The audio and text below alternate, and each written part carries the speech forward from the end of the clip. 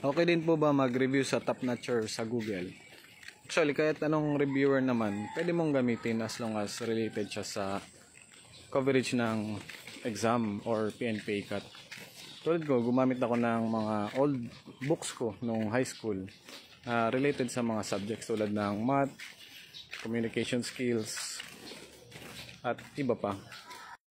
Pwede ka din gumamit ng internet tulad yan sa Top Notcher. Kung related siya sa coverage, pwede yan. Maganda yan.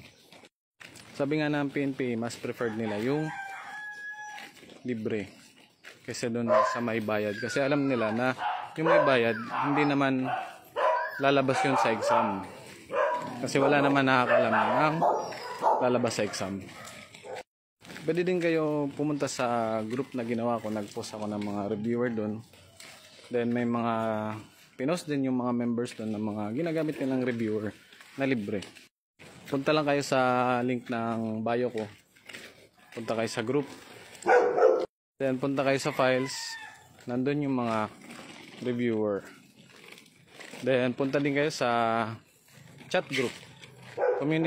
Community chat group ng page na yan.